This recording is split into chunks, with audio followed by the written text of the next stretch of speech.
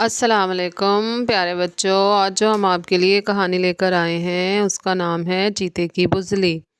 ایک دفعہ کا ذکر ہے کہ حاصل پور کے ایک جنگل میں ایک بندر رہتا تھا۔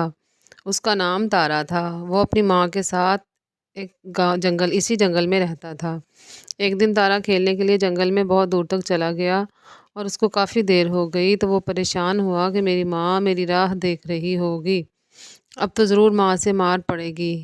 کھیلتے کھیلتے مجھے وقت کا احساس ہی نہیں ہوا۔ اس نے خود کو مخاطب کیا اور کہا کہ تارا میاں، اب جلدی سے گھر کی طرف لوٹو ورنہ ماں سے ڈنڈے کھانے پڑیں گے۔ وہ جلدی جلدی ایک درخت سے دوسرے درخت پر چھلانگیں لگا رہا تھا کہ اچانک اس کو کسی کے چلانے کی آواز آئی۔ اس نے رک کر آواز کی طرف دیکھا اور دھیان دیا تو آواز ندی کی طرف سے آ رہی تھی۔ وہ بھاگ کر ندی کے پاس گیا تو اس نے دیکھا کہ ایک شیر کیچڑ میں پھنسی ہوئی تھی اور مدد کے لیے پکار رہی تھی۔ شیرنی نے جب دیکھا کہ بندر اس کی مدد کے لیے آیا ہے تو اس نے کہا، اے بندر بھیا میری مدد کرو، میں یہاں سے کیسے باہر نکلوں گی؟ میرے بچے بھوک سے مر رہے ہوں گے۔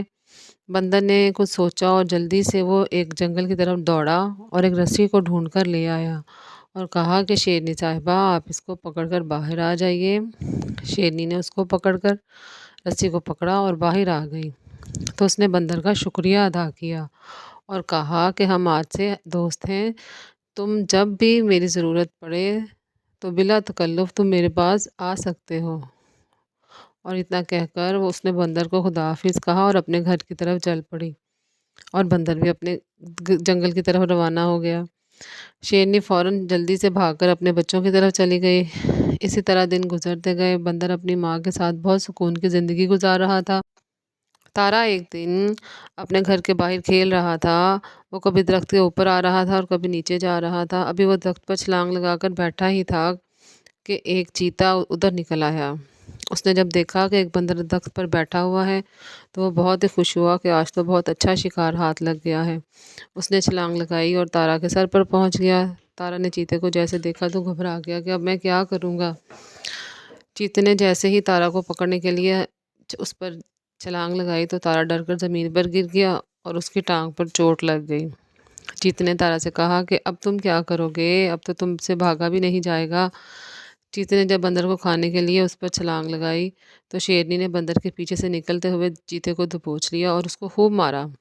چیتے نے بڑی منت سماجت کی، گڑ گڑایا اور شیرنی سے کہا کہ تم اگر میری جان بخش دو گی تو میں دوبارہ کبھی بھی اس جنگل کی طرف رخ نہیں کروں گا۔ شیرنی نے کہا کہ اچھا چلو جاؤ، بھاگ جاؤ یہاں سے اور کبھی دوبارہ نظر نہ آنا۔ تارا نے شیرنی کا شکریہ ادا کیا اور کہا کہ آپ نے دوستی کا حق ادا کر دیا ہے، ورنہ آج تو میں چیتے کا شکار ہو گیا تھا۔ اگر آپ نہ آتی تو میں اس دنیا سے کوچ کر جاتا۔